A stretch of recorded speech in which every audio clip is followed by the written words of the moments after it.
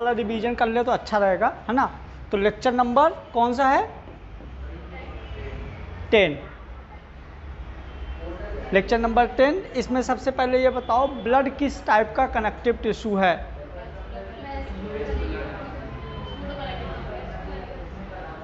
कौन सी किस टाइप का है? वैस्कुलर कनेक्टिव टिश्यू, ठीक है। फिर बताओ थायराइड ग्लैंड में कौन सा टिश्यू प्रेजेंट होगा? ठीक है। अब बताओ माइक्रोबिलाई कहाँ कहाँ प्रेजेंट होता है? एग्जाम्पल अपन देखते हैं ब्लड क्लॉटिंग। तो देखो ब्लड क्लॉटिंग क्या होता है। तो सबसे पहले ब्लड क्लॉटिंग की ज़रूरत क्या है, ये सारी चीज़ें देखेंगे। तो सबसे पहले देखो क्या होता है, जैसे मान लो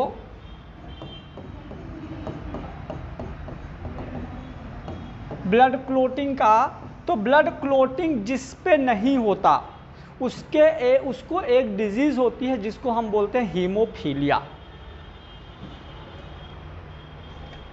जिस पे ब्लड क्लॉट नहीं होता उसको एक बीमारी होती है हीमोफीलिया, ठीक है। हीमोफीलिया बीमारी में क्या होता है कि जिसको ये डिजीज़ होती है तो ब्लड क्लॉटिंग टाइम जो होता है वो बढ़ जाता है, ठीक है। आप समझो पहले, जैसे मान लो कि ये किसी का हाथ है,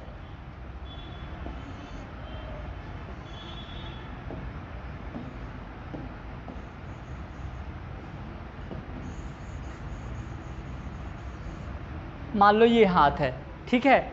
यहाँ पे लगी चोट, यहाँ पे क्या लग गई? चोट लग गई। जैसे यहाँ पे चोट लगेगी तो यहाँ से क्या निकलना स्टार्ट हो जाएगा? ब्लड। जैसे चोट लगेगी तो ब्लड निकलना स्टार्ट होगा। लेकिन याद रखना, जब किसी भी इंसान के हाथ में या बॉडी के किसी भी पार्ट में चोट लगती है तो दो चीज़ें डैमेज होता है, एक बाहर का भी डैमेज होता है और अंदर भी डैमेज होगा। अरे यार, जब चोट लगेगी तो बाहर की चमड़ी भी कटेगी तो अंदर की मसल्स वगैरह भी तो कटेगी।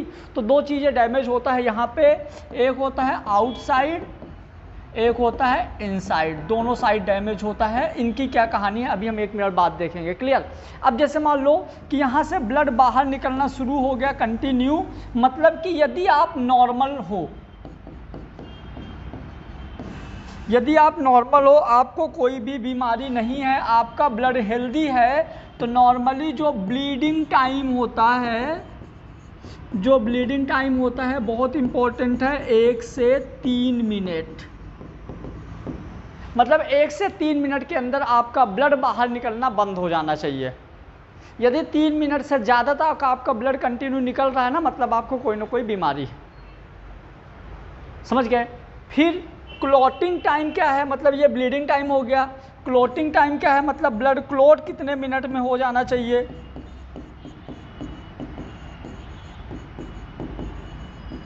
तो क्लॉटिंग टाइम आपका हो जाएगा 4 से 8 मिनट।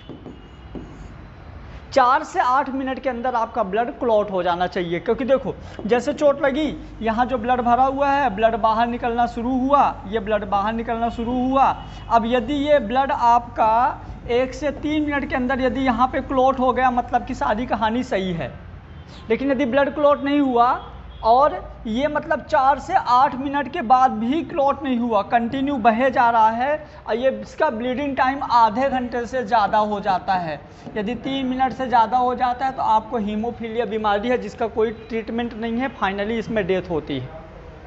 मतलब ऐसा होता है कि यदि आपको हीमोफीलिया बीमारी है ना, आपको थोड़ी सी भी चोट लग गई, बहुत बारीक सी चोट लग गई, एक एक ड्रॉप खून बह रहा है ना, वो भी लगातार कंटिन्यू बहता रहेगा, आप टेप लगा दोगे तो भी बहेगा, समझ गए। तो इस कंडीशन में यदि आपका ब्लीडिंग कंटिन्यू मतलब निकल रहा है, ब्लड बहता जा रहा है, तो आपको बीमारी होती है हीमोफीलिया।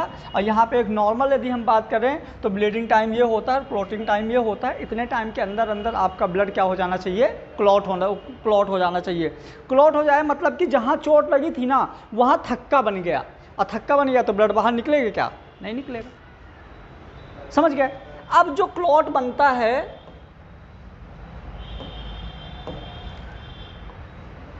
देखो जो क्लॉट बनता है तो दो टाइप के क्लॉट होते हैं, एक होता है थ्रोम्बस क्लॉट और एक होता है एम्बोलस क्लॉट। जो मतलब थ्रोम्बस क्लॉट होता है ना, ये रुका हुआ रहता है, रेस्ट रहता है, मतलब किसी एक जगह पे जहाँ पे थक्का बना है ना वो वहीं पे बनेगा। किस कंडीशन में बनता है अभी हम बताते हैं। और जो एम्बोलस क्लॉट होता है ये मूव करता है। ठीक है, अब देखो क्या कंडीशन होगा, समझो। जैसे मान लो कि यदि हम बात करें थ्रोम्बस क्लॉट जो कि रुका हुआ है, जैसे मान लो कि तुम चोट लग गई, समझना कभी कभी तुम लोग देखे होगे नेल वगैरह दब जाते हैं तो वहाँ पे डार्क डार्क बन जाता है। कहीं जैसे मतलब दरवाजे में या कहीं भी चोट लग गया, हाथ दब गया तो वहाँ पे कैसा हो जाता है, ब्लड जम जाता है और डार्क कलर का हो जाता है। मतलब किसी भी रीजन से यदि आपके बॉडी के अंदर ब्लड क्लॉट हो गया, आपको चोट लग गई या खाने में कुछ ऐसा हो गया तो यदि आपकी बॉडी के अंदर क्लॉट हो गया और वो वाला क्लॉट मूव नहीं करता है तो उस तरह के क्लॉट को हम बोलते हैं थ्रोम्बस क्लॉट। और जो ब्लड होता है तो कहाँ पे, या तो वेन के अंदर क्लॉट होगा या तो आर्टरी के अंदर क्लॉट होगा। पूछो क्यों? क्यों? ब्लड जो है या तो वेन के अंदर क्लॉट होगा या आर्टरी के अंदर क्लॉट होगा। रीज़न क्या है? फ्लो ही दोनों जगह होता है, बाकी जगह होता ही नहीं है। ठीक है, तो या तो वेन में क्लॉट होगा या आर्टरी में क्लॉट होगा। तो कभी कभी क्या होता है कि जो अपना ब्लड होता है ना,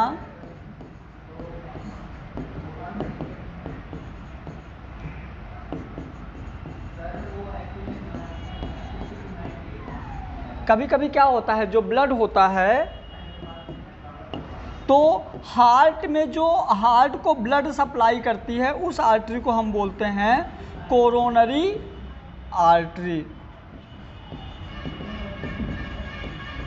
जो ब्रेन को ब्लड सप्लाई करती है उस आर्टरी का नाम क्या है? Carotid artery.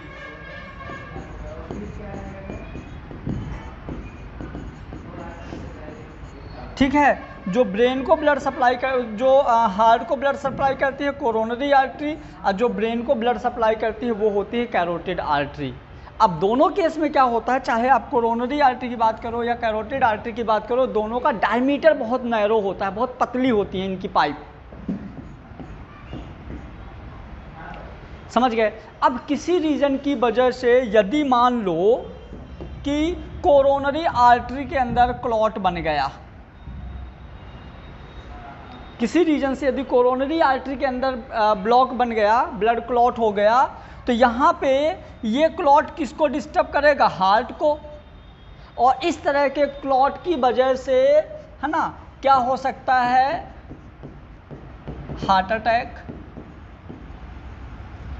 क्या हो सकता है इस वजह से? हार्ट अटैक, है ना। और यदि यही क्लॉट को कैरोटिड आर्टरी में बनता है तो हम इसको बोलते हैं सिफेलिक थ्रोम्बस, जहाँ पे क्या होता है? पैरालाइसिस हो सकता है। सुने होगे लकवा आ गया, लकवा मार देता है ना, तो ये सिफेलिक थ्रोम्बस की वजह से होता है, कोरोनरी थ्रोम्बस की वजह से हार्ट अटैक होता है। समझ गए? क्योंकि देखो हार्ट को जो ब्लड, मतलब समझो इसको अच्छे से और अच्छे से समझो, देखो आ जाओ। हम बात कर रहे हैं पहले कोरोनरी थ्रोम्बस और सिफेलिक थ्रोम्बस।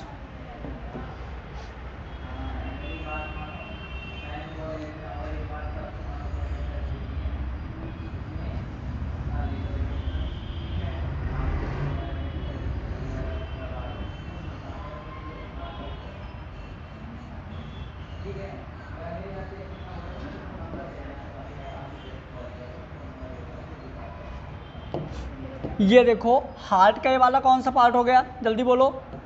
ये क्या है? Right auricle, left auricle, right ventricle और लेफ्ट वेंट्रिकल।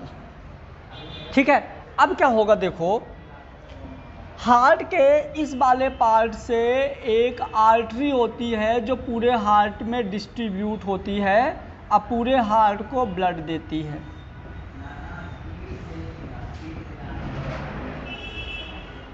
ठीक है, अब क्या हुआ, मान लो हार्ट के आर्टरी का इस वाले पार्ट को मैं इतना पार्ट थोड़ा काट के बाहर निकाल लिया। अब क्या हुआ, इस वाले पार्ट में ना यहाँ पे क्लॉट जम गया। क्या जम गया? क्लॉट। जब क्लॉट जम गया तो यहाँ से जो ब्लड आ रहा था तो ये ब्लड इधर से अच्छे से नहीं जा पाएगा। जब नहीं जा पाएगा तो यहाँ पे पेन होना शुरू हो जाएगा। अब ये धीरे धीरे और पूरा पैक हो गया। ये जब पूरा पैक हो गया तो यहाँ पे ब्लड बिल्कुल भी नहीं जा पाएगा। अब जब ब्लड इस वाले पार्ट पे नहीं जाएगा तो हार्ट का ये वाले टिश्यू की हो जाएगी डेथ। और जैसे इस वाले टिश्यू की डेथ होगी तो ये हार्ट की वॉल यहाँ से टूट जाएगी और ये ब्लड पूरा बाहर, तो जिनको अटैक आता है देखना मुंह से खून आ जाता है, क्योंकि हार्ट फूटेगा, फूट के ब्लड बाहर, तो बाहर यहाँ पे जैसे ब्लड ये वाला टिश्यू टूटता है तो इस तरह की बीमारी को बोलते हैं हार्ट अटैक। ठीक है, ये किस वजह से होता है? कोरोनरी थ्रोम्बस, मतलब कि कोरोनरी आर्टरी में क्लॉट बनना, है ना। यहाँ पे क्लॉट बन जाता है ऐसे ब्लड का। चलिए अब हम देखेंगे सिफेलिक क्लॉट क्या होता है।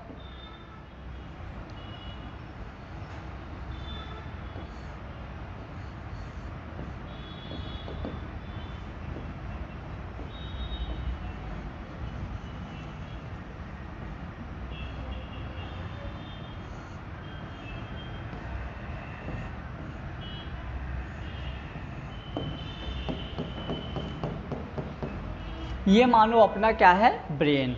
ठीक है, अब ब्रेन को जो ब्लड सप्लाई करती है वो कौन सी आर्टरी होती है? कौन सी आर्टरी होती है? बोलो, भूल गई। Carotid artery.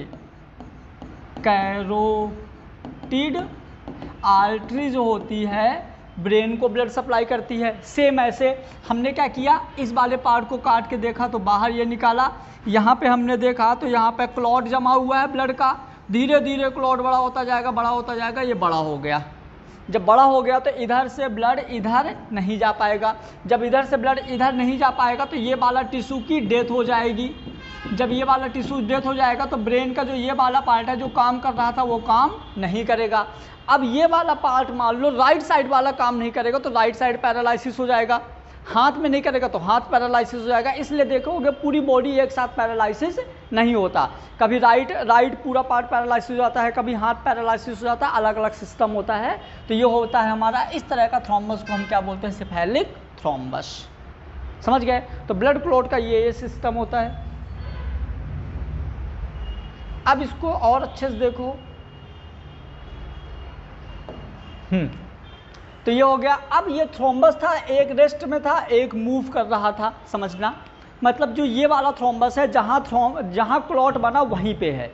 ये वाला नॉर्मली अपने को देखने को मिल जाता है। कई बार तो मेरे साथ हुआ, दरवाज़ा बंद करते समय नेल चप गया तो यहाँ पे दाग बन जाता है, कभी यहाँ बन जाता है। ये कुछ टाइम बाद सूख के बाहर निकल जाता है। लेकिन जो ये वाला क्लॉट होता है ये सबसे ज़्यादा खतरनाक होता है। एग्जाम में आता है कि more dangerous clot, thrombus clot की एम्बोलस क्लॉट। ज़्यादा डेंजरस कौन सा क्लॉट होता है? तो आपको आंसर कौन सा देना है? Embolus clot. क्यों? क्योंकि ये मूव कर रहा है, ये बॉडी के हर जगह घूमेगा। तो मान लो यहाँ से घूमते घूमते हार्ट के पास चला गया, हो गया। अच्छा खासा तुम नॉर्मल थे, एकदम नॉर्मल थे, हेल्दी थे, कोई दिक्कत नहीं थी, बढ़िया अभी घूम रहे थे, क्रिकेट खेल रहे थे। ये अचानक ये कहाँ पहुँच गया? हार्ट में, और अच्छा खासा डेथ हो गया, अटैक आ गया। अचानक अटैक जो है ऐसे ही आ गया, निपट गए। ना दर्द था ना कुछ, फ्री फंड में चले गए। दर्द वगैरह यदि होगा ना तो ये वाला, क्योंकि ये धीरे धीरे होगा, ये निपटा देता है कंटिन्यू, है ना, अचानक ही निपटा देता है। तो ये हमारा क्या होता है? Embolus clot. ये ज़्यादा डेंजरस होता है, समझना। यदि हार्ट में बना है तो क्या बोलेंगे? कोरोनरी एम्बोलस, और यदि ब्रेन में है तो सिफेलिक एम्बोलस। इनका याद रखिए, ठीक है। अब चलो अपन देखते हैं इसका थोड़ा सा मैकेनिज्म।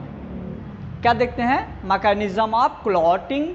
तो जो मैकेनिज्म होता है, इसके पहले एक चीज़ और देख लो कि मैकेनिज्म ऑफ ब्लड क्लॉटिंग जो होता है, यहाँ पे पता है आपको 13 क्लॉटिंग फैक्टर्स होते हैं।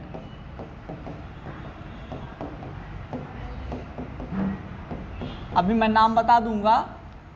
मतलब 13 ऐसे हार्मोन्स टाइप के फैक्टर्स होते हैं, ऐसे केमिकल्स होते हैं 13 कि जो ब्लड क्लॉट के लिए हेल्प करते हैं। हमको भी थोड़ा पानी दो ना, देना।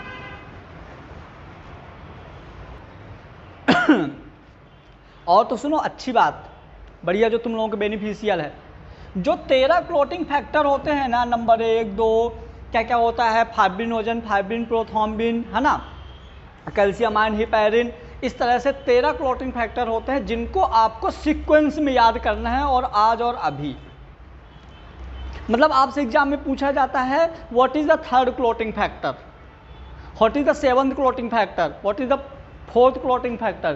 तो आपको 13 नाम याद रखना है प्लस सीक्वेंस में।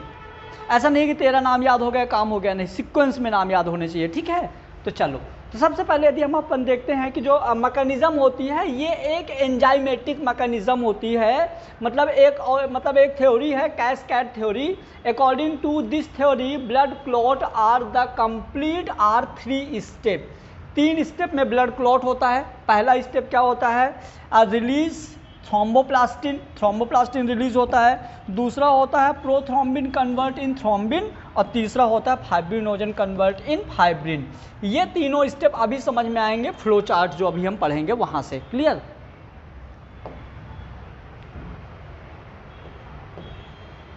ये है अपना फ्लो चार्ट। देखो अब समझना ब्लड क्लॉटिंग में। अच्छा बताओ, ब्लीडिंग टाइम क्या था?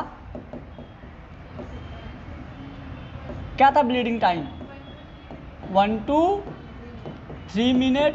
क्लॉटिंग टाइम क्या था? 4 to 8 मिनट। क्लियर? आ जाओ, मैंने बोला था कि हमारी बॉडी में चोट लगी, चोट लगने के बाद 2 चीज़ें डैमेज होंगे। क्या क्या? एक बाहर वाला, है ना, जिसको हम बोलेंगे एक्सट्रिंसिक, मतलब ये हमारी आउटसाइड डैमेज हुआ। एक अंदर साइड डैमेज होगा जिसको हम बोलेंगे इंट्रिंसिक।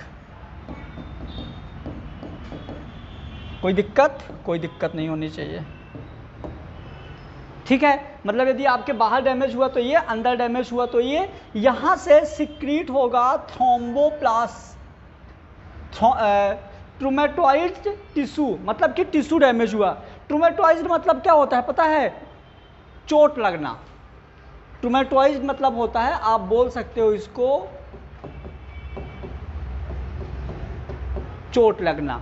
जैसे आपको चोट लगेगी ना बाहर, तो वहां से सिक्रीट होगा थ्रोम्बोप्लास्टिन। क्या सिक्रीट होगा?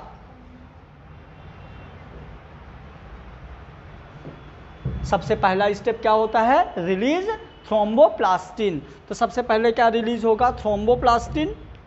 ये यहाँ से थ्रोम्बोप्लास्टिन रिलीज होगा, और यहाँ पे अंदर साइड प्लेटलेट फैक्टर रिलीज होंगे। बाहर जो रिलीज होगा थ्रोम्बोप्लास्टिन, और अंदर क्या रिलीज होगा? Platelet factor third. होते कितने हैं? 13 में से कौन सा रिलीज हुआ? थर्ड नंबर, ठीक है। अब यहाँ से क्या होगा? थ्रोम्बोप्लास्टिनेज जो है कन्वर्ट हो जाए, वो कन्वर्ट होगा एक्सो थ्रोम्बोप्लास्टिन, और यहाँ पे कन्वर्ट होगा एंडो थ्रोम्बोप्लास्टिन। एंडो क्यों बोल रहा है? क्योंकि अंदर की चीज़ें हैं। एक्सो क्यों बोल रहा है? क्योंकि बाहर की चीज़ें हैं। ये दोनों ही कैल्शियम आयन के प्रेजेंस में कन्वर्ट हो जाएंगे प्रोथ्रोम्बिनेज या थ्रोम्बोकाइनेज। बहुत बार नीट में पूछा गया है ये। एक्सोथ्रोम्बोप्लास्टिन और एंडोथ्रोम्बोप्लास्टिन दोनों ही कैल्शियम आयन के प्रेजेंस में कन्वर्ट हो जाएंगे प्रोथ्रोम्बिनेज या थ्रोम्बोकाइनेज। कोई डाउट नहीं? तो हमको समझ में आ गया कि जैसे चोट लगती है, एक्सट्रिंसिक फैक्टर होता है, इंट्रिंसिक फैक्टर होता है। एक्सट्रिंसिक फैक्टर से सिक्रीट होता है क्या? थ्रोम्बोप्लास्टिन। और थ्रोम्बोप्लास्टिन यहाँ से सिक्रीट होता है क्या? Platelet factor third. थ्रोम्बोप्लास्टिन और प्लेटलेट फैक्टर जो थर्ड होता है, तो यहाँ बनाता है एक्सोथ्रोम्बिनेज, यहाँ बनता है एंडोथ्रोम्बिनेज। और एक्सोथ्रोम्बिनेज और एंडोथ्रोम्बिनेज दोनों कैल्शियम आयन के प्रेजेंस में क्या बना देते हैं? प्रोथ्रोम्बिनेज या थ्रोम्बोकाइनेज।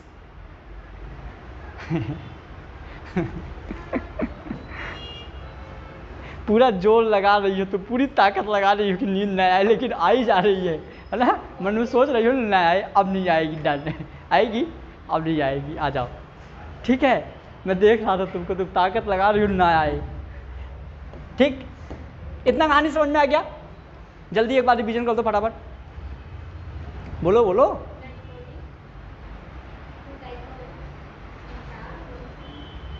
मुंह तो सब ऐसे बना रहे हो लौकी टाइप के, एकदम सूखी हुई।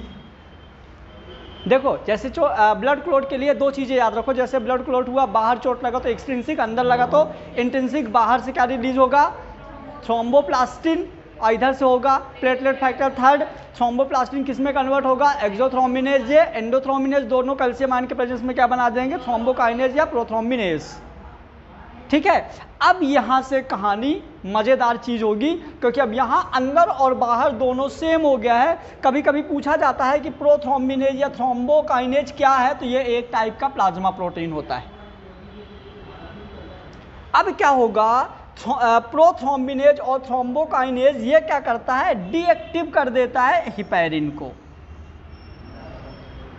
हिपैरिन को क्या कर देता है? डीएक्टिव, यानी कि मतलब इसके काम, ये काम नहीं करता। जैसे ये इसको डीएक्टिव करता है तो प्रोथ्रोम्बिन जो होता है कन्वर्ट हो जाता है थ्रोम्बिन में। क्या? प्रोथ्रोम्बिन कन्वर्ट हो जाता है थ्रोम्बिन में, और थ्रोम्बिन एक टाइप के कैटलिस्ट का काम करता है। एक टाइप से कैटलिस्ट का काम करता है, जहां पे फाइब्रिनोजन कन्वर्ट हो जाता है फाइब्रिन मोनोमर में। किसमें? फाइब्रिन मोनोमर में। और फाइब्रिन मोनोमर कन्वर्ट हो जाता है फाइब्रिन पॉलीमर में। और जहां चोट लगी थी वहां पे एक फाइबर टाइप का जाल बन जाता है। इस तरह से देखो, फाइबर टाइप का जाल बन जाता है, और इसी फाइबर टाइप के जाल में आरबीसी आके फंस जाती है। क्या फंस जाती है? आरबीसी। यहाँ पे आके देखो आरबीसी फंस गई। क्यों आरबीसी फंस गई? क्योंकि आरबीसी का साइज होता है 7.5 माइक्रोन, और इसका जो फाइबर जो जाल बना है इसका साइज 7.5 से कम होता है। चाय की छन्नी में चाय की पत्ती क्यों फंस जाती है? क्योंकि जो चाय के छन्नी के जो होल होते हैं पत्ती से छोटे होते हैं। तो यहाँ पे ऐसे जाके आरबीसी फंस जाती है, और जैसे आरबीसी फंस जाती है तो हमको यहाँ पे रेड कलर का कुछ क्लॉट दिखाई देने लगता है। यही क्लॉट, यही पूरी की पूरी प्रोसेस हमारी कहलाती है ब्लड क्लॉटिंग।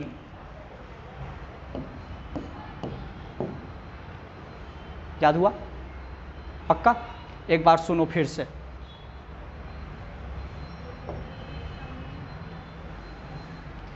सबसे पहले जब ब्लड क्लॉटिंग की मैकेनिज्म में क्या होता है? ब्लीडिंग टाइम होता है 1 से 3 मिनट। क्लॉटिंग टाइम कितना होता है?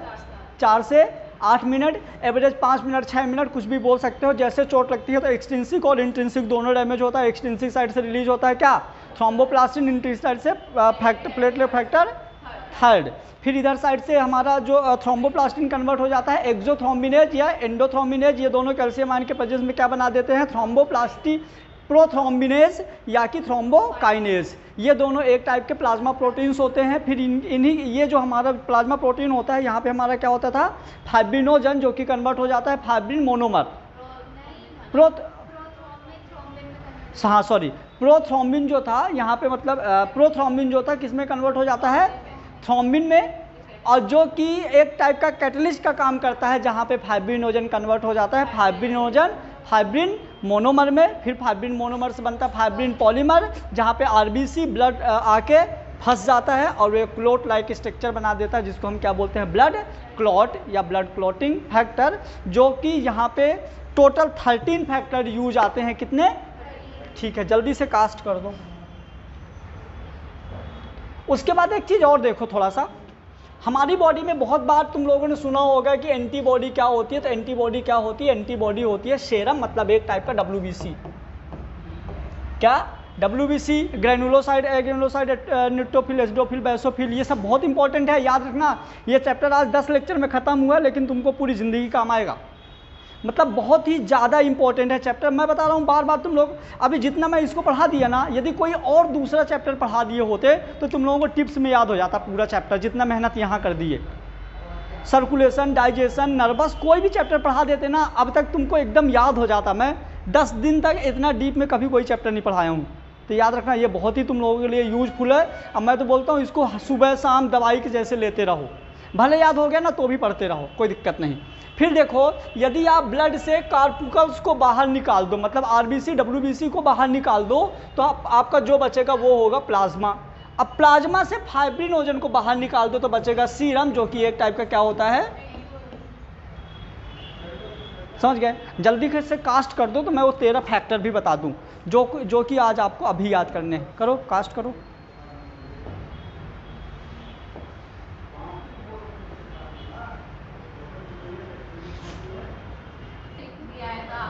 बोला था हाँ, मैंने आपसे कहा था कि सिर्फ क्लोरीन फैक्टर लिख रही थी, बाकी सब हो गया। चलो देखो,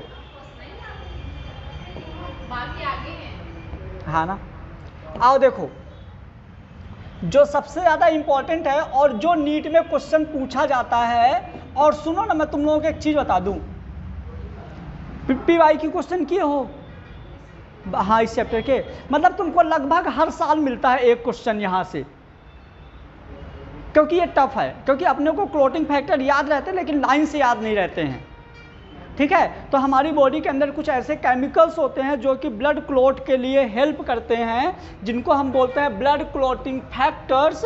अब ब्लड क्लोटिंग फैक्टर कितने, 13 factor are the help in blood coagulation, 13 factor होते हैं।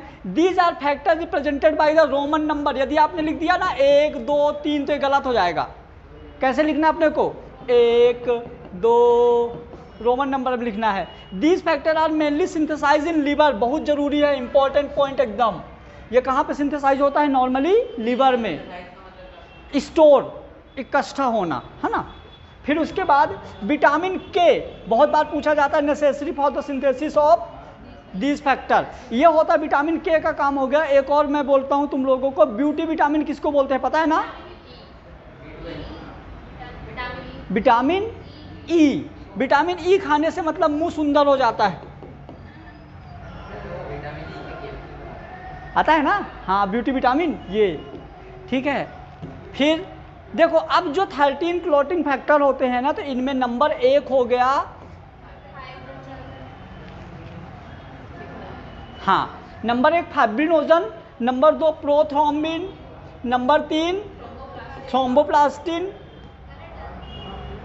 1 2 3 थ्रोम्बोप्लास्टिन, 4 है कैल्शियम आयन, 5 है प्रोसिलेरिन और 6 है एसिलेरिन।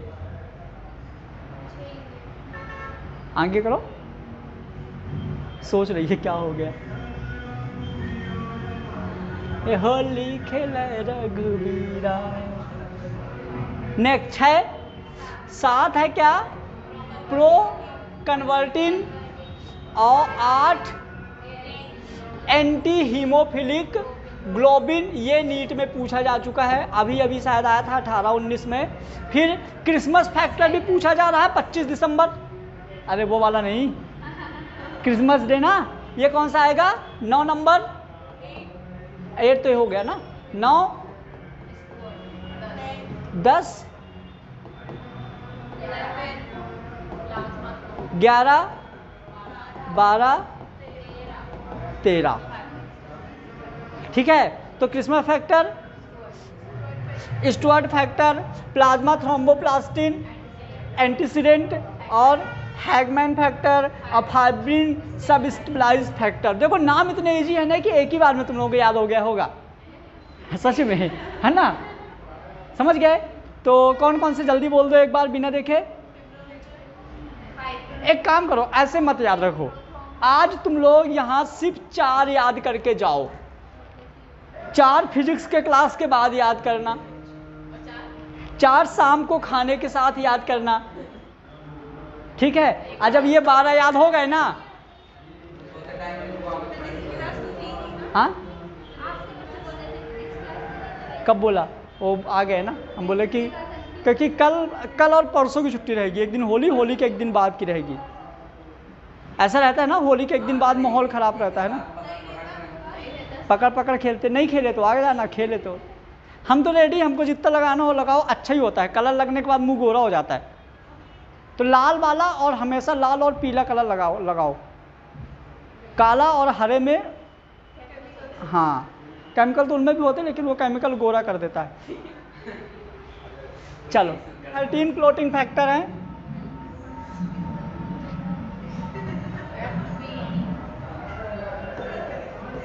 इनका ट्रिक तुम लोगों को मैंने दिया सिर्फ और सिर्फ 13 सेकेंड नहीं 30 सेकेंड। 30 सेकेंड के अंदर बना लो ट्रिक, मैं भी एक बना अभी। मतलब देखो टॉपिक जो अपना है ना वो आरएस फैक्टर है।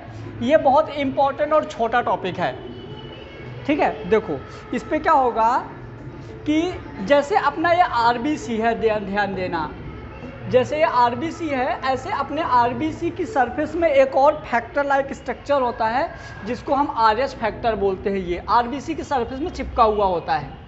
ये क्या होता है, जैसे मान लो किसी का ब्लड ग्रुप, यदि हम बात करें आरएच फैक्टर की, तो जिसका ब्लड ग्रुप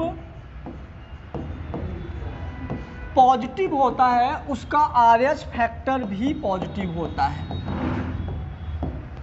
ऐसा क्यों होता है सुनो, क्योंकि क्या होता है आरएच मतलब आरएच करके एक जीन होता है जो कि आरबीसी की सरफेस में अटैच होता है। आरएच फैक्टर करके एक जीन होता है जो कि आरबीसी की सरफेस में अटैच होता है, और जिसका ब्लड ग्रुप पॉजिटिव होता है उसका आरएच फैक्टर भी पॉजिटिव होता है। अब आरएच फैक्टर जो होगा, तो जैसे मान लो किसी का ओ पॉजिटिव ब्लड ग्रुप है, मतलब इसका आरएच फैक्टर कैसा है, पॉजिटिव। जिसका नेगेटिव ब्लड ग्रुप होगा उसका आरएच फैक्टर नेगेटिव होगा। अब जो आरएच फैक्टर की कहानी है वो ये है, कुछ देखो। डिस्कवर किया था लैंड स्टीनर वार्नर, किसमें, रेसेस मंकी में। एक बंदर था, रेसेस प्रजाति का बंदर था, उसमें पाया गया था अपना आरएच फैक्टर। क्लियर। फिर present in the surface of RBC, RBC की सरफेस में पाया जाता है। इंडिया में जो आरएच फैक्टर का रेशो है तो 97% लोग पॉजिटिव होते हैं, सिर्फ 3% लोग नेगेटिव है। मतलब कि यदि 100 लोग हैं तो 100 में 97 लोगों का कैसा रहता है आरएच फैक्टर पॉजिटिव, और 3% का कैसा रहता है नेगेटिव। पूरे वर्ल्ड की बात करें तो 80% पॉजिटिव 20% नेगेटिव। अब यहाँ से जो इम्पोर्टेंट टॉपिक उठ के आता है वो ये है कि यदि किसी मदर का ब्लड ग्रुप किसी मतलब मदर का blood group RH factor negative है और फादर का पॉजिटिव है, तो जो उसका पहला बच्चा होता है वो होता है नॉर्मल। फर्स्ट बेबी नॉर्मल होता है, लेकिन सेकंड जो बेटा होता है उसकी डेथ हो जाती है 101%।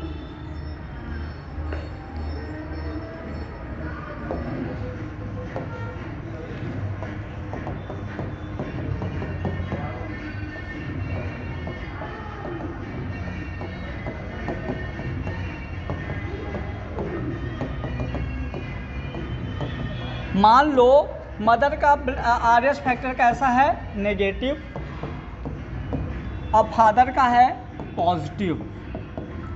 तो फर्स्ट बेबी तो क्या होगा, फर्स्ट बेबी होगा नॉर्मल।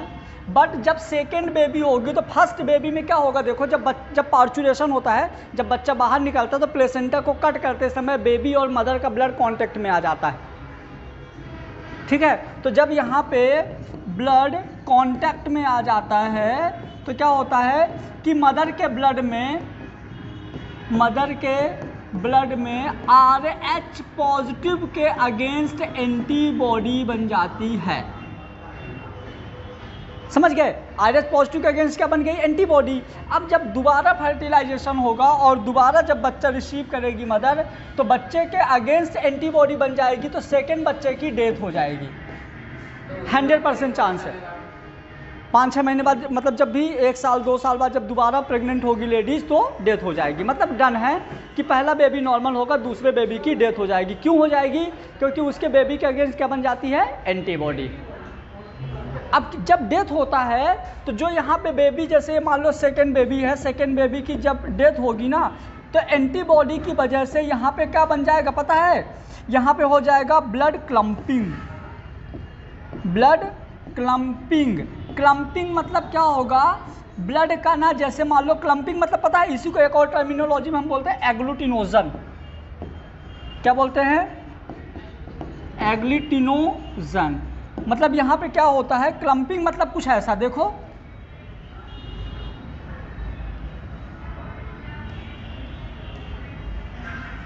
देखो क्लम्पिंग में बताता हूँ क्या होता है। जैसे मान लो ये ब्लड है, जब क्लम्पिंग हो जाएगा तो पता है क्या हो जाएगा, इसके थक्के थक्के बन जाएंगे। थक्के थक्के मतलब कि कुछ ऐसा, देखो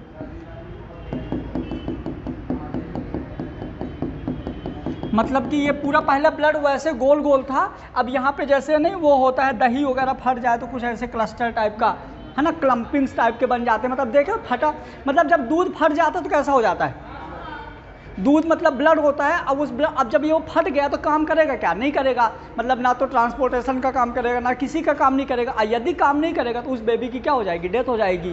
क्लियर हुआ। तो ये हो जाता है हमारा ब्लड का क्लम्पिंग जब हो जाता है तो उसके डेथ होने के चांस बढ़ जाते हैं। तो हमारा जो इस टॉपिक से क्वेश्चन पूछा जाता है वो ये क्वेश्चन होता है कि आरएच फैक्टर होता क्या है। तो आरएच फैक्टर लैंड स्टीनर और वार्नर करके साइंटिस्ट थे जिन्होंने रेसेस मंकी में डिस्कवर किया था। आरएच टाइप का जो एंटीजन जो जीन होता है वो आरबीसी की सरफेस में प्रेजेंट होती है, जिसका ब्लड ग्रुप पॉजिटिव होता है। आरएच फैक्टर पॉजिटिव होता है। इंडिया में 97% लोगों का पॉजिटिव है और 3% लोगों का नेगेटिव। लेकिन यदि हम पूरे वर्ल्ड की बात करें तो पूरे वर्ल्ड में क्या होगा, 80% लोगों की पॉजिटिव और इनकी नेगेटिव होती है। ठीक है, तो इस तरह से हमारा कंप्लीट क्या हो जाएगा, आरएच फैक्टर। यहाँ से जो नीट में क्वेश्चन आया है और जो आ सकता है, तो यदि किसी मदर का ब्लड ग्रुप नेगेटिव है और फादर का पॉजिटिव है तो उनका पहला बच्चा नॉर्मल होता है और सेकंड बच्चे की डेथ हो जाती है। लेकिन आजकल क्या हो गया है, कुछ मेडिसिन डिस्कवर की जा चुकी हैं। यदि कोई ऐसा कंडीशन में भी है, लेकिन यदि हम उसको रोगम और रोलिन करके टैबलेट आती है और एंटी डी करके टैबलेट आती है, यदि हम इसको ये मेडिसिन प्रिस्क्राइब करते हैं तो सेकंड बच्चा भी नॉर्मल बना रहेगा, डेथ नहीं होगी। इतनी बड़ी बड़ी बीमारियों का डिस्कवर किया जा चुका था, ये तो फिर भी छोटी सी है तो कोई दिक्कत नहीं है। दोनों का पॉजिटिव है तो कोई दिक्कत नहीं है। हमारे क्लास में पिछले साल एक लड़की थी वैष्णवी ना, 12th में जो थी, तो वैष्णवी का नेगेटिव था।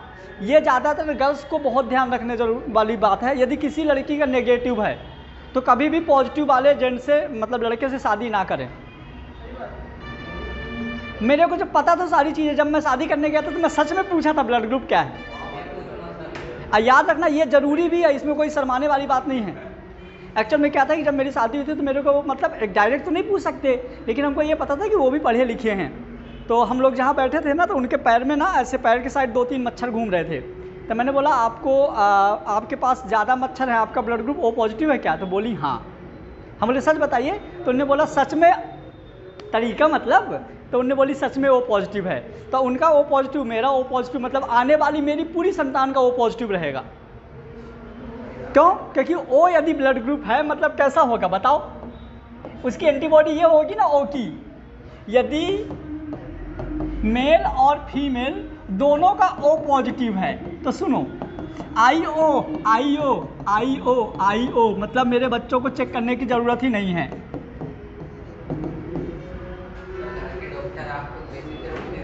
100% ओ पॉजिटिव है ना। तो ये चीज़ मतलब तुमको पता भी होना चाहिए, तुमको अपने फ्रेंड सर्कल में बताना चाहिए और सबको बताना चाहिए। यदि कोई लड़का शादी के लिए जा रहा है उसको सबसे पहले पूछो। और सबसे ज़्यादा टेंशन की बात गर्ल्स को है। यदि किसी गर्ल्स का नेगेटिव है तो उसको ज़रूर ऐसे लड़के से शादी करना चाहिए जिसका ब्लड ग्रुप नेगेटिव हो, और ये बहुत रेयर होता है। आप देखो सिर्फ 3% लोगों का नेगेटिव है, बाकी है 97% वालों का पॉजिटिव है। तो ज़्यादातर पॉजिटिव रहता है, फिर भी ऐसा किसका, हाँ तो कोई दिक्कत नहीं है, लड़के का नेगेटिव है तो कोई दिक्कत नहीं। ठीक है, चलिए तो हमारा देखो एनिमल टिश्यू खत्म। अब जब हम लोगों की कल या परसों, कल परसों की छुट्टी, परसों की छुट्टी क्यों करें, सैटरडे जो रहेगा तुम लोग पूरा कंप्लीट टेस्ट दे दो ना। सैटरडे एनिमल टिश्यू का कंप्लीट हो गया, मोल कॉन्सेप्ट दोनों चैप्टर का टेस्ट दे लो। हाँ हिंदी और इंग्लिश दोनों 2 दिन का टाइम मिलेगा ना। ठीक है अंजलि, ये चैप्टर बहुत अच्छे से नोट कर लो। सुनो 10 लेक्चर हैं, 5-6 बार 7 बार 10 बार वीडियो देख लो। कल तुम लोगों ने जितना मेरे से क्वेश्चन पूछा था, एक भी क्वेश्चन ऐसा था कि जो बिना बताया हुआ हो, सारे क्वेश्चन बन रहे थे मतलब मेरे से। तो ये सारे के सारे वीडियो 10 से 12 बार 15 बार देख लो और अपना मंडे मतलब ये कल परसों मोल कॉन्सेप्ट और इस चैप्टर को एकदम 100% फिनिश करो। अब मैं परसों के बाद इन दोनों चैप्टर की बात नहीं करूँगा। परसों तुम लोगों का 200 क्वेश्चन का टेस्ट रहेगा, 100 एनिमल टिश्यू और 100 मोल कॉन्सेप्ट। मोल कॉन्सेप्ट के क्वेश्चन में बहुत ज़्यादा इजी भी दूंगा जिससे सबसे बने, मॉडरेट भी रहेंगे, और 100 में 20 क्वेश्चन बहुत ज़्यादा टफ भी दूंगा। समझ गए? तो देखो जैसे कुछ नए बच्चे हैं उनसे टफ वाले नहीं बनेंगे तो वो लोग इजी कर लेंगे। 100 में 50 क्वेश्चन इजी रहेंगे, 30 क्वेश्चन मीडियम रहेंगे, 20 क्वेश्चन बहुत ज़्यादा टफ रहेंगे। सेम ऐसे इसमें भी। तो अपना परसों जब हम लोग मिलेंगे तो इसके टेस्ट के साथ मिलेंगे, ठीक है? सबको करना तुमको, ठीक, डन।